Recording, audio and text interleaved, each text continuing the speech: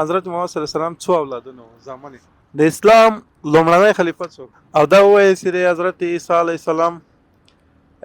د مور نوم چې السلام علیکم ورحمت الله وعلیکم السلام ورحمت نوم مبارک قاسم صافی قاسم صافی قاسم خو ماشاءالله ډېر ښایسته نوم ده حضرت محمد صلی الله علیه وسلم څو اولادونه وو زامن یې دو زامن یو ابراهیم او قاسم درې به درې اسماعیل یار دا درېم مې ذهن ته نه راځي ابراهیم قاسم او اسماعیل درګه چې اسحاق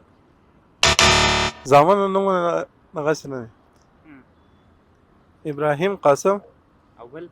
طیب راته طیب طیب صحیح ښه اوس دا تاسو راته ووایه چې د ابوبکر د لور نوم چې حضرت محمد صلی الله علیه وسلم ته ناسته وه دغه عمر خو فاطمه ولګه چې د ابوبکر فاطمه خو یې د حضرت محمد صلی الله علیه وسلم لور ده نه دغه خدیجه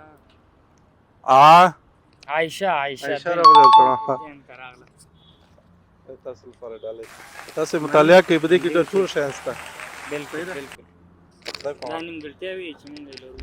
السلام علیکم السلام علیکم نوم مبارک دی نصیب الله یم له لغمان ولایت څخه څه مصروفیت لرئ اوسېدونکی محصل یم محصل یې چې وایه دا کورسونه او مکتب درسونه متعلم یې مطالعه محصل خو هغه کس ته ویل کېږي چې پوهنتون وایي خو درسخوان فرق نه کوي درس یو وي دواړه ډېر ښه ښه داسې یوه پوښتنه درنه کوم هغه ډېره اسانه پوښتنه به وي د حضرت محمد صلی الله علیه وسلم څو یاران څلور یاران که چیرې دا ټولو نومونه راته واخلئ ابوبکر صدیق ماشاءالله حضرت علی ماشاءالله حضرت عثمان ماشاءالله او حضرت عمر حضرت عمر ښه د اسلام لومړنی خلیفه څوک د اسلام لومړنی خلیفه حضرت عیسی مخکې د چې ویلې عثمان نه مخکې یارانو کې څو ویلې اول یار د چې ویلې ابوبکر صدیق ماشاءالله خو تاسو باید لا زیاته مطالعه وکړئ او دا کتاب د همدې لپاره ده چې تاسو لا معلومات زیات صحیح ده دا کتاب تاسو ډالۍ السلام علیکم ورحمت الله وعلیکم السلام خیر جوړ خیر نوم مبارک دی